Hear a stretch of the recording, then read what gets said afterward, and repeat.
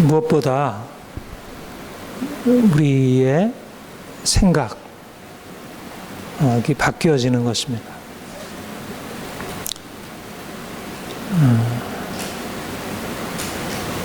우리가 주님을 알기 전에는 우리가 삶을 살아가는 데 있어서 눈에 보이는 것을 보이는 대로 이제 이렇게 받아들이고 그렇게 평가하고 그렇게 살아갔다면, 우리가 주님을 알고 나서 우리가 이제까지 보던 것을 이전과 같이 보지 않게 되는, 말하자면 우리의 생각, 우리의 보는 것에 있어서 근본적인 전환이 일어나는 것입니다.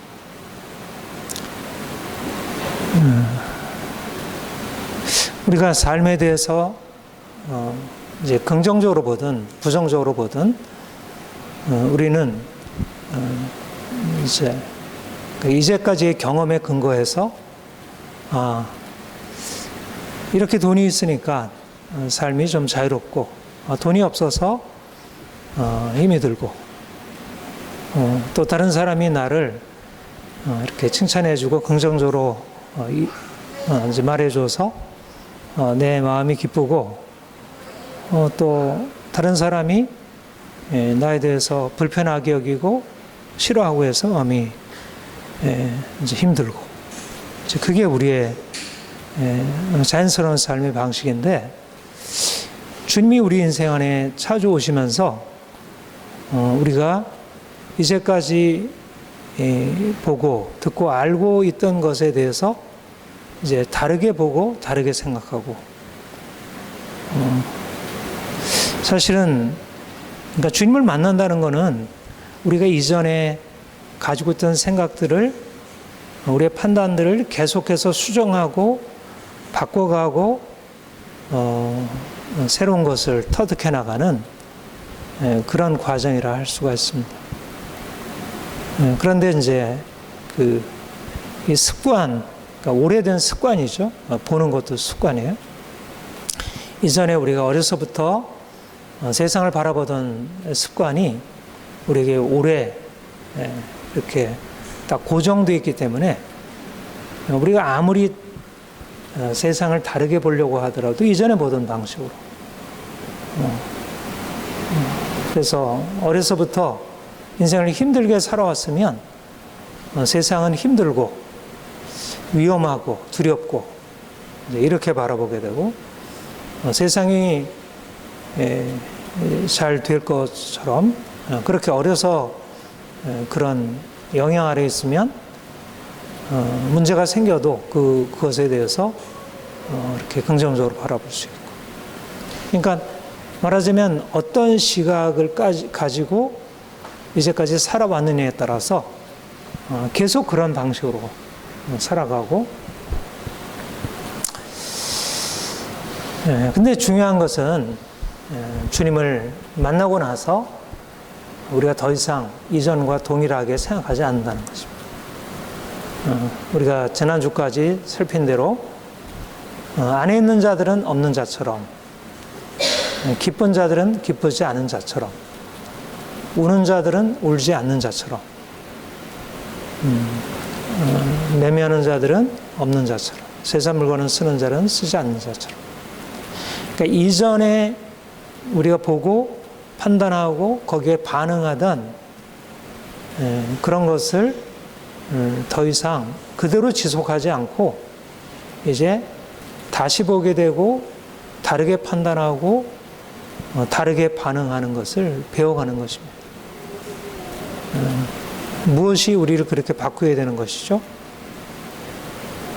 하나님이 그리스도 안에서 우리 인생에 찾아오시고 그가 우리 자신에 대해서 우리가 보고 있는 그런 세상에 대해서 다르게 말씀하시고 다르게 보이시고 있기 때문에, 그러니까 하나님이 우리에게 오셨다는 것, 우리가 믿음으로 말미암아 하나님과의 관계 안으로 들어간다는 것은 이제까지 눈에 보던 것을 다르게 보기 시작하는 거죠. 그래서 이제까지 비관적으로 보던 것을 긍정적으로 바라보게 되고, 그래서 우는 자가 더 이상 울지 않는 자가 되고, 이제까지 낙관적으로 보던 것을 이제 더 이상 그러한 그냥 낙관적으로만 보지 않고 기쁜 자가 기쁘지 않은 자 같이, 그러니까 주님이 우리 인생 안에 들어오신 증거, 그리고 내 인생 안에 주님이 일하시는 증거는 우리가 이전에 이제 보고 판단하고 거기에 반응하던 것을 지속하느냐, 아니면 내가 주님 앞에 나아갈수록 이전에 내가 알고 있던 것, 내가 판단하던 것, 내가 반응하던 방식이 이게 온전하지 않은 것이구나. 그래서 거기서 나와서 이제 하나님이 보는 방식으로, 하나님이 말씀하시는 것으로, 그래서 이제 그분을 따라가기 시작하는 것. 그야말로 전혀 낯선 영역으로 들어가는 거죠.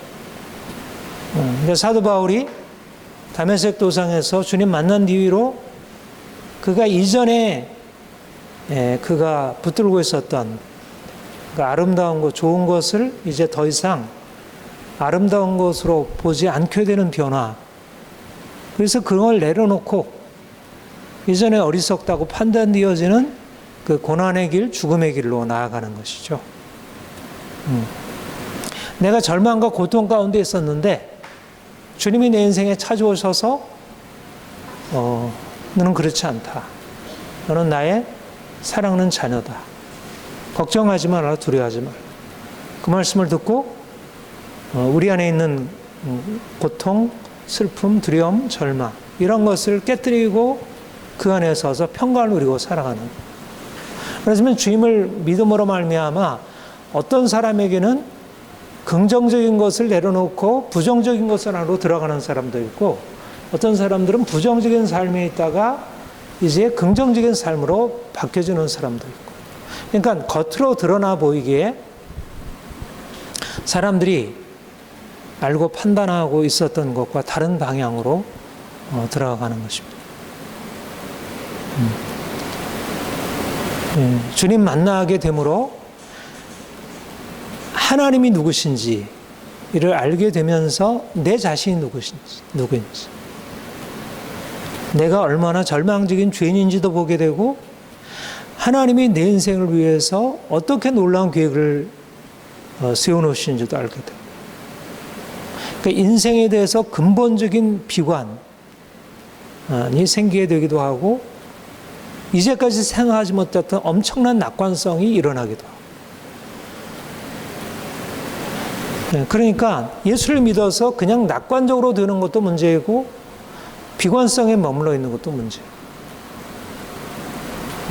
말하자면 주님을 믿는다는 것은 자기에 대해서 철저하게 절망하고 인생을 내가 잘못 살아왔구나. 사실 그러한 인식이 없다면 우리가 하나님 앞에 어떻게 나가겠어요? 그렇죠? 믿지 않는 많은 사람들의 경우에 문제가 뭐냐면 자기가 돈이 있고 지식이 있고 권력이 있고 사람들로부터 받는 인정이 있다면 한없이 높아져요. 자기가 얼마나 형편없는 죄인인지 깨닫지 못하고. 주님을 만나게 됨으로써 인생에 대해서 철저히 낮아지는 경험, 이게 종교개혁이 우리에게 전해준 근본적인 우리 자신에 대한 시각의 전환입니다.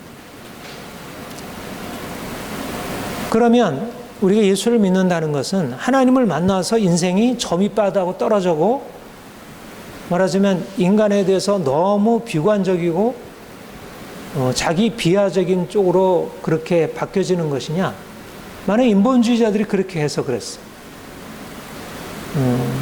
제가 이렇게 존경하고 또 상당히 많이 공감하는 에릭 프롬의 그 자유의 도피 보면 제가 그 책을 굉장히 좋아하지만, 그러나 거기에서 그렇게 해석을 했어요. 기독교 신앙은 인간을 너무 비관적으로 떨어뜨려 놨다. 그래서 오히려 잘못된 권위에 복종하도록 그렇게 만들어 놨다. 사실 어떻게 보면 그리스도인들이 그렇게 보일 수 있고 또 그런 요소도 없지 않아 있습니다. 그러나 사실 우리가 주님을 만나게 되면서 우리에게 일어나는 변화는 뭐죠? 인생을 그렇게 비관적으로 부정적으로 보는 것에 그치는가요?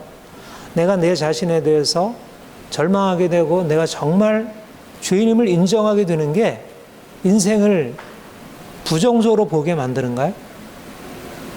오히려 우리가 주님 앞에서 자신을 주인으로 낮춤으로 하나님이 우리를 위하여 행하신 구원을 붙들게 되고 그 구원의 은총을 통해서 내 인생에 하나님의 계획을 붙들게 되고 그래서 놀라운 하나님의 비전을 가지고 나아가게 되잖아요. 오히려 철저한 비관성이 엄청난 낙관성을 가져오고 지금 얼마나 사람들이 비관적인가요? 삶에 대해서 코로나며 경제적인 위기며 정치적인 불안이며 이 국제적으로 일어나는 수많은 갈등. 사실 과학기술이 발전해서 인생에 너무나 많은 풍요를 가져왔지만 사실은 그렇게 삶이 그리고 앞으로의 미래가 그렇게 낙관적으로 전개되리라 보기가 어려운 것입니다. 인간의 어떤 이성, 인간의 그 가능성을 붙들고 만들어 오는 세계,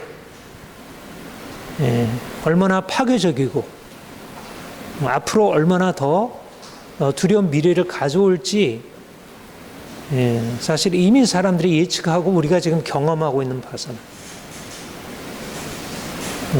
그리고 인간을 낙관적으로 변화시키려고 했던 마르크스가 그런 공상주의 혁명을 부르짖었는데 그 나타난 결과가 지옥 같은 참상을 가져왔잖아요.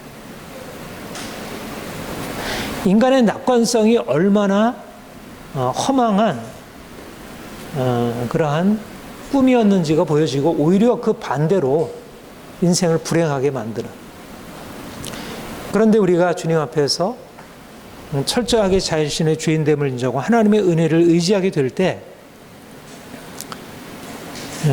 우리가 하나님의 말씀에 근거해서 정말 자신을 바꾸는 씨름을 하게 되고 그래서 우리 안에 근본적인 변화가 일어나게 되고 그래서 세상이 절망하는 것을 넘어서서 놀라운 하나님의 나라의 꿈을 꾸고 살아갈 수 있는 것입니다.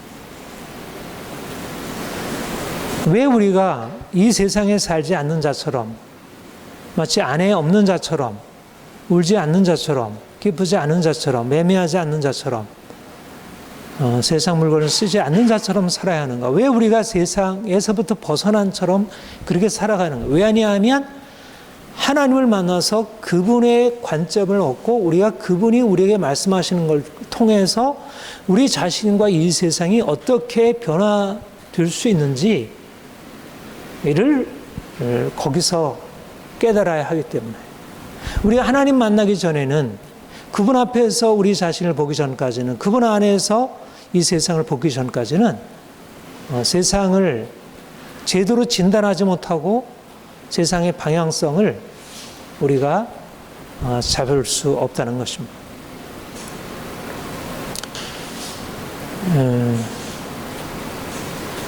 저는 우리 그리스도인들이 더 이 세상을 더 깊이 볼 수 있는 그런 눈을 가져야 한다고 생각을 하고요. 그러기 위해서 열심히 공부도 하고 책을 읽고 그런 인문학적인 사고를 할 수 있어야 하는데 근데 그것에 무엇보다도 중요한 바탕 그것은 하나님을 좀 더 깊이 하는 것입니다. 하나님이 우리에게 말씀하시는 것을 듣고 그가 우리에게 이끌어 가시는 것을 보도록 여러분, 그 종교개혁, 저는 요즘에 뭐 전부터 이제 제가 이제 조직신학을 이제 전공을 했는데, 조직신학이라는 것은 이 교회의 이 신학적인 전통을 연구하는 학문이에요. 물론 이제 성경을 조직적으로 연구하기도 하지만, 조직신학이라는 이제 신학의 본과의 특성은 신학의 전통을 연구하는 그런 특성을 가지고 있어요. 그래서 제가 이제 논문도 종교개혁 신학자들의 그런 칭의론에 대해서 이제 썼는데, 사실 종교개혁은 너무나 귀한 하나님의 행하심이고 또 우리 교회를 위한 너무 귀한 유산이다, 그런 생각을 해요. 근데 종교개혁이 뭘 가져왔죠? 어떤 변화를 가져왔나요? 종교개혁의 핵심적인 공헌, 기여가 뭐죠? 오직 의인은 믿음으로 말미암아 살리라. 믿음으로 말미암아 의롭다함을 받는다는 이 이신칭의의 복음이에요.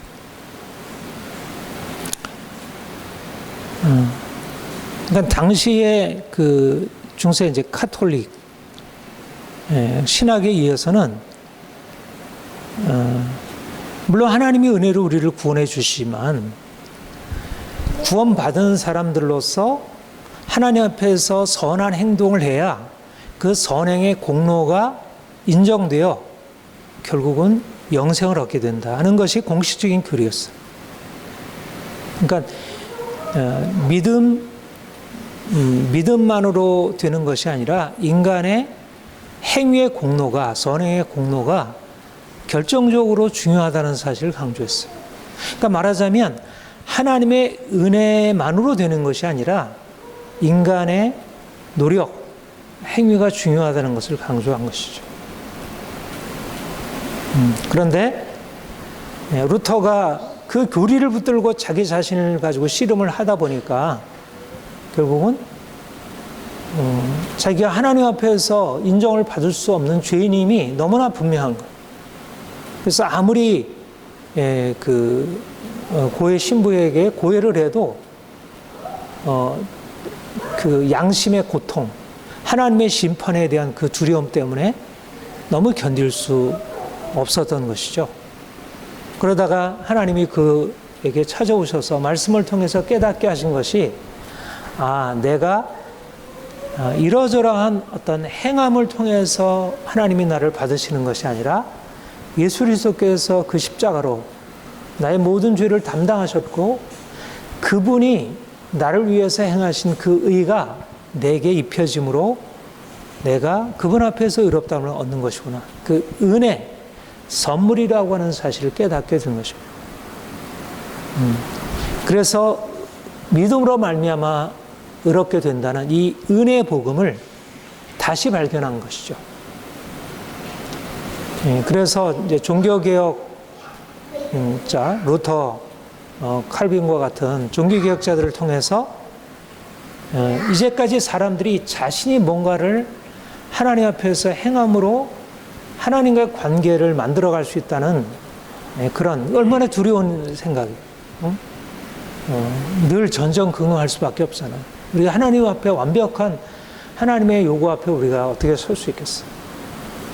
그런데 하나님이 우리를 그의 십자가로서 우리의 모든 죄인됨에도 불구하고 우리를 받으신다는 이 은혜가 하나님과의 관계를 활짝 열어두고 천국의 문이 열리게 된 것이고, 그래서 종교개혁으로 말미암아 엄청난 은혜의 폭포가 부어지게 되었고, 우리까지도 사실 그 은혜 안으로 들어가게 된 것입니다. 그래서 하나님이 하셨구나, 하나님이 하시는 것이구나, 우리에게 달려있는 것이 아닙니다. 그래서 우리가 날마다 이 종교개혁자들이 발견한 이 은혜의 복음으로 살아가는 것, 우리의 날마다의 삶 가운데서 하나님이 하신다는 것,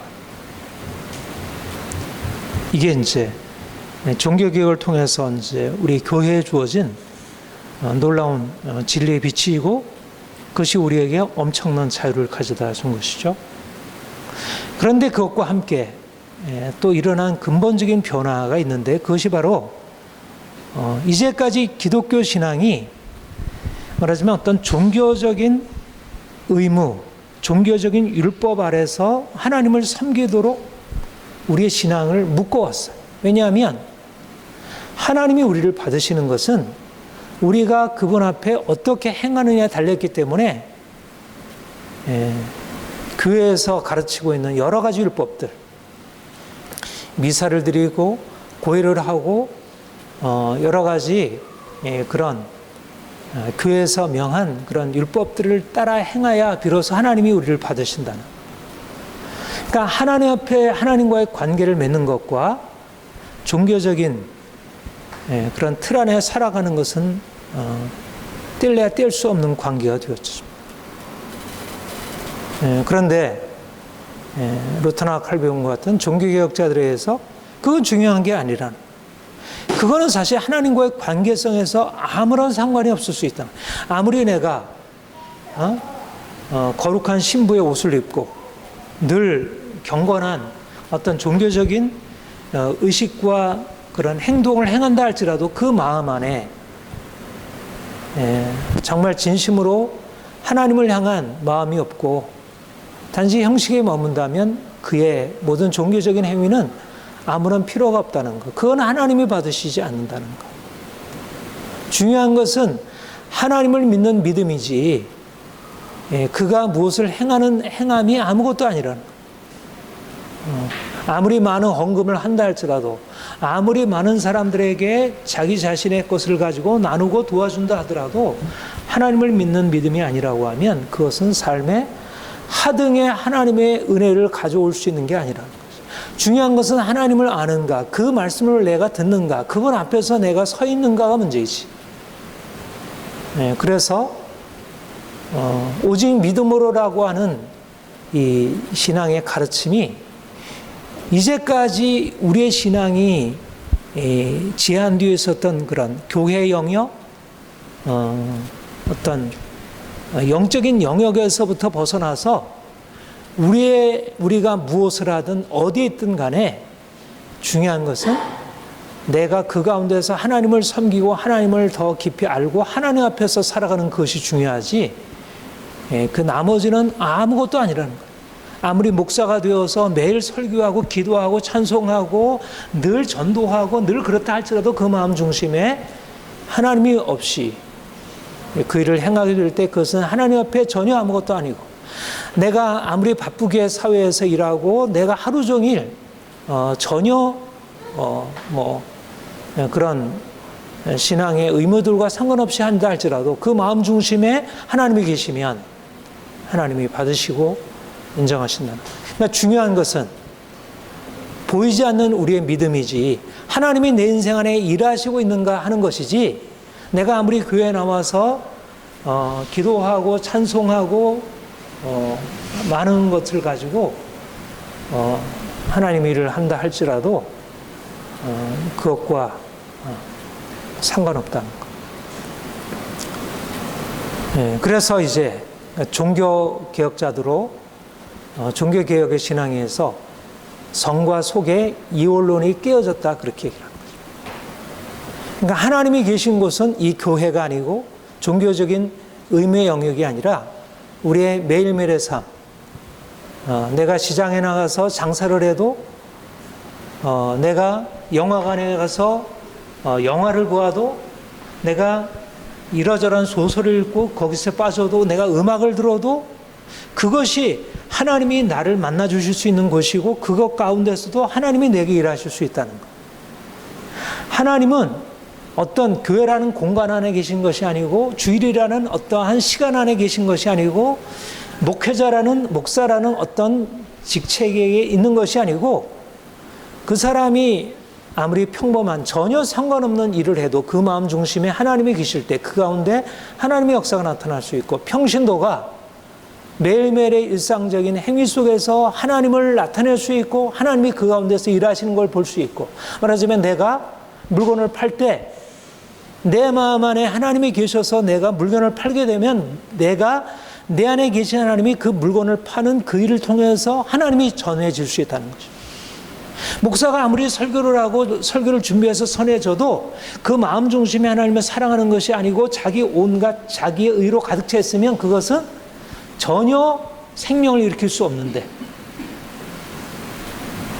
목사도 아니고 성경도 잘 모르고 그러나 주님 만나서 주님을 위해서 살게 되면 내 인생의 모든 것이 하나님을 위한 것으로 바뀔 수 있다는 것. 말하자면 일상성 속에 거룩함이 나타날 수 있다. 네. 여러분, 목회자인 나가 결코 특권을 가지고 있지 않다는 것. 물론 목회자인 나가 내가 여러분들의 성경의 진리를 가르치고 오직 믿음으로 구원을 얻는다는 것, 그리고 삶 속에서 하나님을 드러내야 한다는 이런 가르침을 가르쳐야 되지만, 그러나 우리 모든 성도들은 동일한 진리를 통해서 자기 인생 안에서 전혀 새로운 삶을 살아갈 수 있고 그 삶의 영역 전체가 하나님이 계시는 곳으로. 이전에는 하나님이 계시는 곳은 어떤 성전이라는 공간, 주일이라는 어떤 시간, 목회자라는 어떤 사람,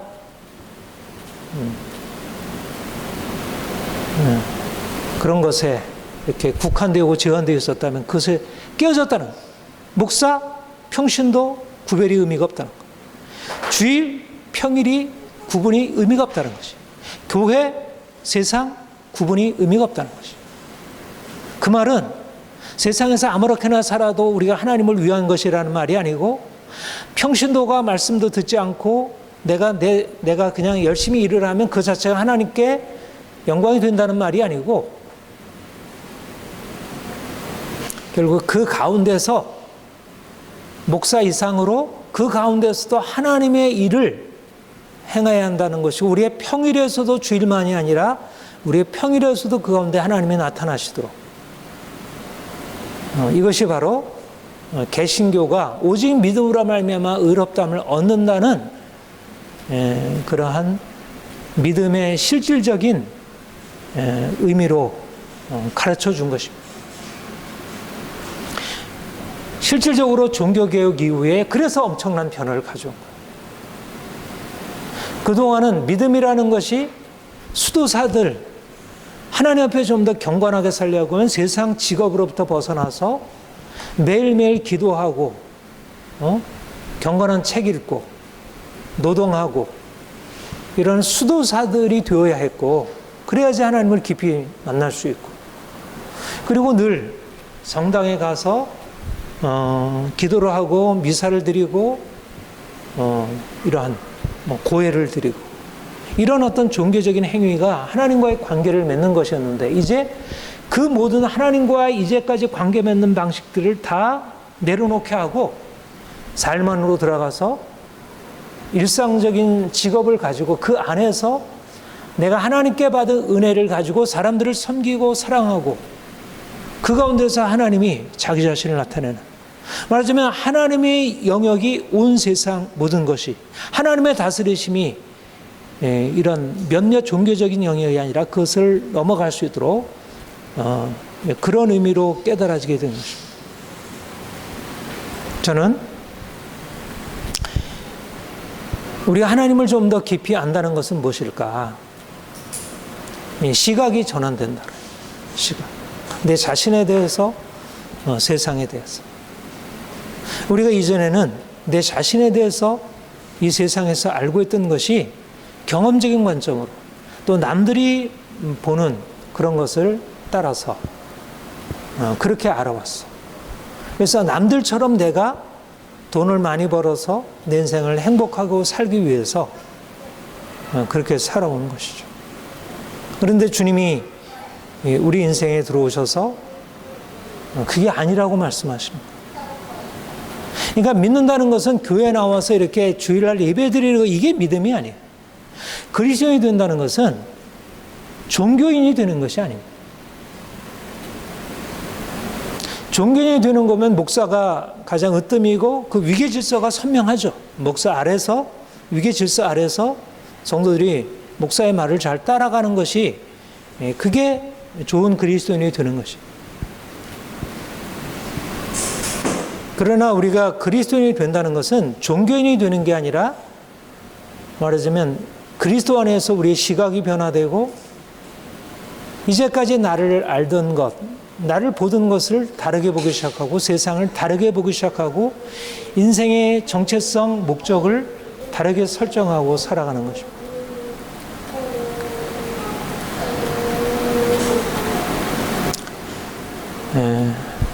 그래서 저는 우리가 좀 더 주님을 더 알아갈수록 우리가 이제까지 알고 있었던 어떤 삶의 방식으로부터 벗어나서 이제 전혀 새로운 삶의 방식으로 살아가고 이제까지 살던 세상이 아니라 하나님이 만드시고자 하는 그런 새로운 세상을 꿈꾸고 그리로 나아가는 것입니다.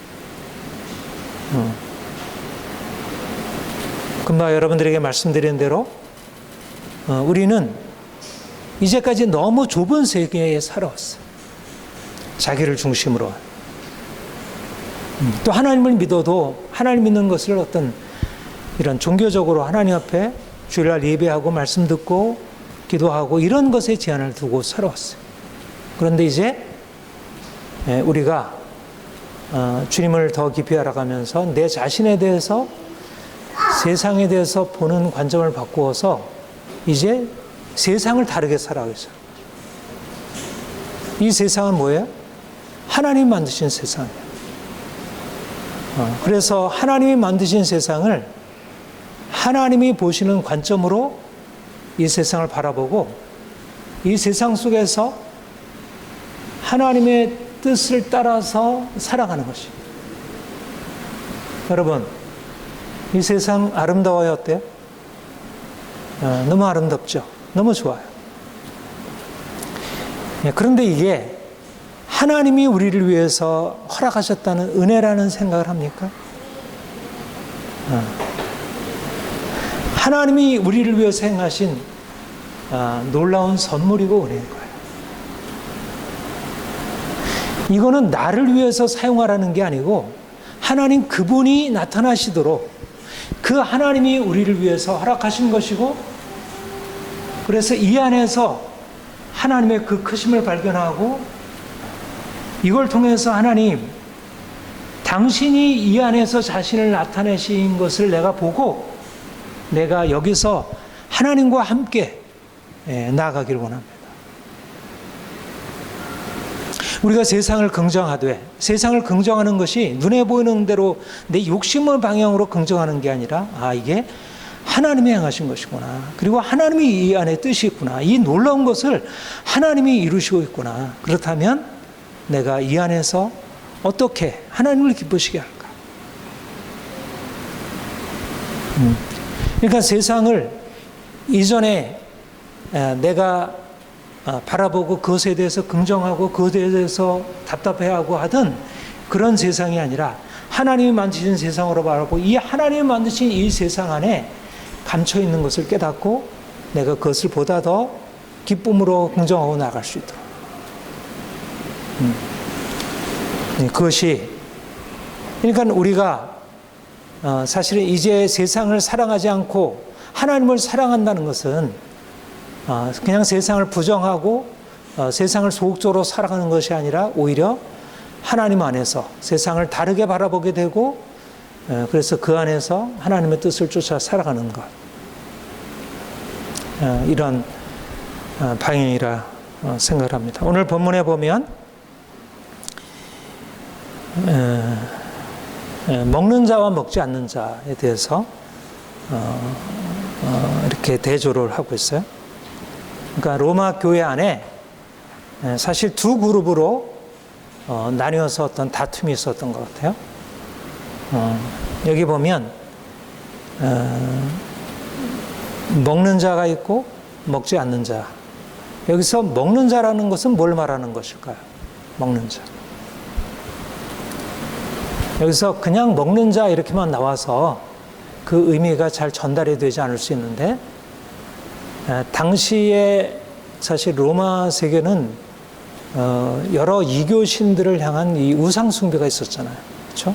뭐 이제 주피터 뭐 그런 미네르바 그런 신들에게 이제 아테네 로마 신들에게 이제 제사 드리는 우상 숭배가 있었고 이제 계속되는 어떤 우상 제물들이 이제 시장에 나와서 이제 그것을 팔게 되고 그래서 결국은 그들의 일상 안에 우상 제물을 먹는 것은 너무나 이렇게 자연스러운 것이었어요. 시장에 그것을 팔고 해서 그래서 그것을 먹어야 되느냐 먹지 말아야 되느냐 하는 것이 하나의 교회 내에 이제 논쟁이 되었던 것이죠. 그래서 먹지 않아야 된다. 그러니까 하나님을 믿는 사람들이 우상의 제물을 어떻게 먹을 수 있느냐. 우상에게 드린 제물은 곧 우상을 섬기는 것인데 그것을 먹으면 우리가 더러워지는 것 아니냐. 그래서 이제 먹지 말아야 한다. 그리고 이제 먹을 수 있고 먹어도 괜찮다는 입장에 있는 사람들은 그것은 하나님을 믿는 것과 직접 상관이 없는 그건 하나의 형식적인 것이었다. 그것은 상관없는 것이다. 그래서 먹을 수 있다는 것. 그래서 이제 두 그룹으로 나뉘어지고 그런 대립이 생겼어요. 근데 사도 바울은 이것에 대해서 이제 판단하기를 어떻게 판단을 했죠? 먹는 자는 믿음이 강한 자이고 먹지 않는 자는 믿음이 연약한 자다. 1절에 보면 믿음이 연약한 자를 너희가 봤되 그 의견을 비판하지 말라. 어떤 사람은 모든 것을 먹을 만한 믿음이 있고 믿음이 연약한 자는 채소만 먹느니라. 그러니까 채소는 우상의 제물이 아니기 때문에 그것은 먹을 수 있지만 고기는 안 된다. 그래서 먹지 않는 사람들은 믿음이 연약한 자라 그렇게 얘기를 하고 고기까지도 먹을 수 있다는 먹는 자는 믿음이 강한 자다. 그러니까 사도 바울이 이렇게 얘기한 것은 갈라디아서에서 말씀하고 있는 우리가 율법으로부터 자유하다는 것을 말씀하고 있는 거죠. 그러니까 갈라디아서에서 이렇게 사도 바울이 분명히 가르친 것은 무엇이죠? 이제 그리스도께서 오심으로 말미암아 더 이상 안식일이나 음식법이나 할례와 같은 율법은 더 이상 하나님께 나가는데 그것이 도움이 되는 것도 아니고 방해가 되는 것도 아니고 그리스도가 오셔서 이미 십자가를 지심으로 그가 모든 것을 이루셨기 때문에 그러한 율법은 우리에게 있어서 하나님 앞에 나아가는데 전혀 중요하지 않다. 그러니까 주님이 오셔서 율법의 행위로부터 우리를 자유케 하셨다. 그래서 그것을 오히려 율법의 행위를 가지고 하나님 앞에 나아가려고 하는 그러니까 유대주의자들에 대해서 오히려 은혜를 피하는 자라 이렇게 얘기를 했어요.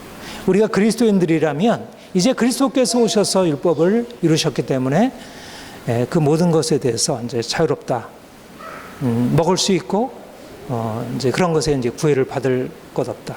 이제 그러한 의미에서 이제 사도 바울이 이 로마 교회를 향해서도 그렇게 얘기를 하는 것입니다. 그러니까 그리스도의 오심으로 더 이상 이제 율법의 그런 행위들에 대하여 그렇게 엄숙하게 지킬 것이 없다. 이거는 굉장히 놀라운 복음이에요. 그리스도께서 오셔서 이제까지 하나님을 믿는 믿음의 어떤 그 제한을 깨뜨리고 그것을 넘어서서 그동안은 그런 율법을 지켜 행하는 것 안에서 거룩하고 깨끗한 것이었는데 이제는 그런 율법을 지켜 행하는 것과 하나님 앞에서 깨끗한 것이 상관이 없는 것으로 내가 부정한 음식을 먹어도 내가 우상에게 드린 제물을 먹어도 그것은 내 마음을 더럽게 하는 것이 아니고 그것 자체는 중요하지 않다.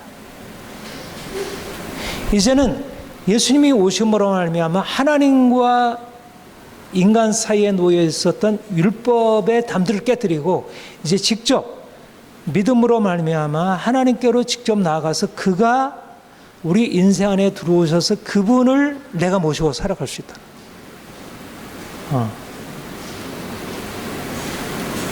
그러니까 하나님이 우리 안에 계시면 내 안에 하나님이 계시면 우리의 삶의 모든 것들이 다 긍정될 수 있다는 것. 14장 로마서 14장 20절에 만물이 다 깨끗하되 거리꿈으로 먹는 사람에는 악하니라. 만물이 다 깨끗하다. 더러운 음식이나 깨끗한 음식이 따로 있는 게 아니라 만물이 다 깨끗하다.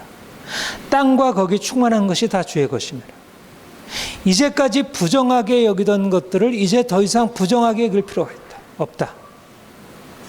하나님이 이미 그리스도 안에서 그 모든 것들을 깨끗하게, 모든 구별을 펴셨다는 거예요. 그래서 그 구별을 넘어서서 이제 나아가라는 거예요. 이게 바로 그리스도께서 오셔서 우리를 구속하신 중요한 목적이라는 거예요. 그리스도께서 오셔서 우리를 거룩하게 하셔서 세상과 구별하게 하신 것은 세상과 다르게 깨끗하게 사는 것이지만 그 깨끗함은 우리의 내면의 깨끗함이고 하나님과의 관계성이지 그것은 외적인 것이 아니라 오히려 외적으로 말미암아 이제까지 제한되었던 영역을 넘어서서 모든 영역으로 들어가 이제 그 모든 영역 안에서 하나님이 행하신 것을 경험하고 그것을 확장할 필요가 있다는 거예요. 이게 바로 주님이 우리에게 오셔서 우리를 이제까지 묶여 있었던 것에 우리 자신이 묶여 있었던 것에서 벗어나서 이제 하나님의 영역으로 말하자면 우리가 하나님을 믿는 것은 우리의 삶을 제한하는 게 아니라 우리의 제한을 깨뜨리고 우리의 욕망을 깨뜨리고 우리의 종교적인 어떤 금욕적인 것을 깨뜨리고 하나님이 우리에게 허락하신 그 넓은 영역에 들어가서 그 모든 영역을 하나님을 위하여 자유롭게 행할 수 있도록 그렇게 만들어 놓으셨다.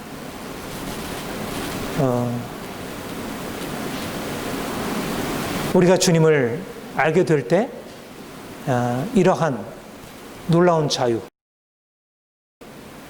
그러니까 주님을 알므로 말미암아 우리가 이제까지 알고 있었던 제한적인 하나님이 아니라 온 세상을 다스리는 하나님, 이 세상 모든 곳에서 일하신 하나님, 그 하나님이 우리에게 그것 안에서 우리에게 찾아오시고 다가올 수 있다는 것.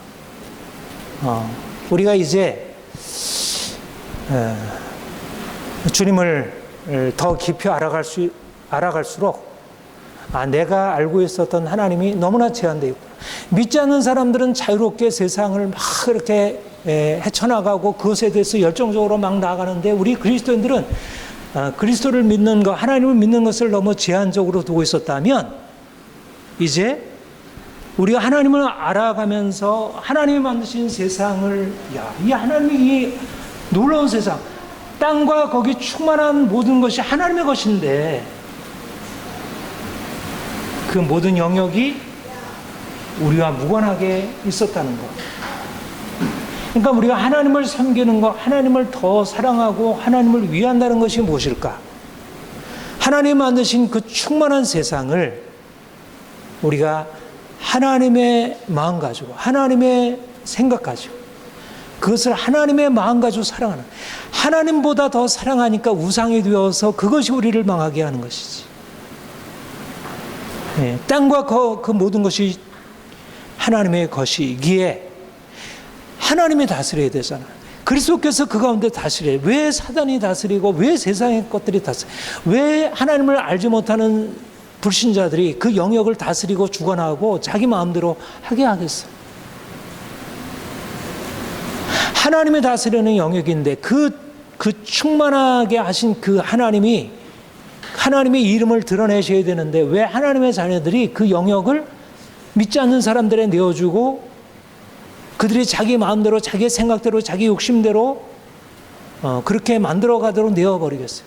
왜 우리가 그것을 따라서 세상 사람들이 만들어 오는 그 틀 안에 들어가서 그것을 배우고 따라 살다가 하나님을 잃어버려야겠어요?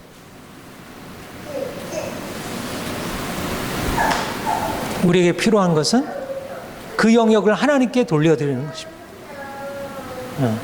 우리가 주님을 만난 것은 세상으로부터 떨어져서 하나님과 우리와의 관계를 추구하는 게 아니라 하나님 세상으로부터 나와서 하나님을 알게 되면서 만물이 그분의 것이고 하나님께서 그 만물을 우리에게 주셔서 우리로 하여금 다스리게 하셨다는 사실을 알고 이제 그분의 마음이 우리에게 전달되어서 어떻게 하면 하나님의 뜻을 따라 우리의 삶의 전 영역 가운데 하나님을 나타낼 건가? 그래서 이것도 안 되고 저것도 안 되고 이건 먹지 못하고 저건 먹지 못하고 하는 게 아니라 조금 더 많은 것에 나아가서 우리가 먹고 취하고 그것을 하나님이 우리에게 주신 그 선물로 누리고, 말하자면 이스라엘 백성들이 애굽의 종살이에 나와서 가나안의 시련을 거치고 그들이 연단된 후에 가나안에 들어가서 가나안을 정복하듯이 하나님이 만들어 놓으신 이 세계 안에 하나님이 허락하신 많은 은총들을 하나님의 뜻을 따라서 그것을 이제 받아들이고 그것을 바꿔나가는 이것이 바로 믿음이 강한 자가 되는 길이다. 이게 이제 사도 바울이 말씀하고 있는 율법부터의 자유이고, 또 이것이 종교개혁자들이 생각했었던 성소 이원론의 극복입니다. 그런데 본문은 우리가 믿음의 자유로운 강한 자로서 어떻게 하라고 그랬어요? 1절 우리 한번 다시 읽어보겠습니다. 시작. 믿음이 연약한 자를 너희가 받되 그의 의견을 비판하지 말라. 우리가 주님을 만난 이후에 하나님이 주신 모든 것에 대해서 자유함으로 다 누릴 수 있고, 적극적으로 일하고 적극적으로 사업하고 적극적으로 사람들을 만나고 내가 원하는 것들을 하나님의 뜻을 쫓아서 행해 나갈 수 있다는 것이. 그런데 그 중에 중요한 원리, 하나님 안에서 자유롭게 세상을 향하여 뻗어가되 특별히 사랑으로 행하라는 거죠.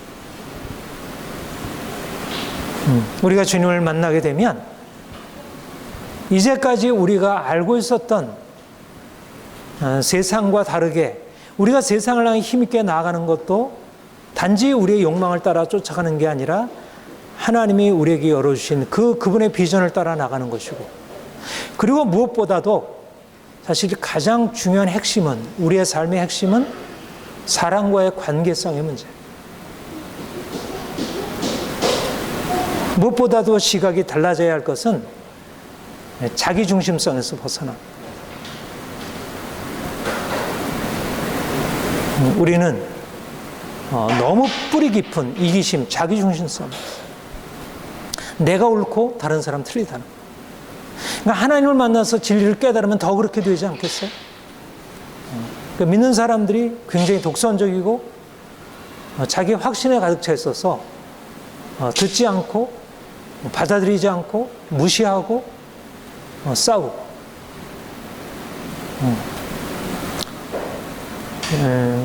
사실 오늘 포스트 모더니즘의 가장 중요한 원리 중에 하나가 뭐죠?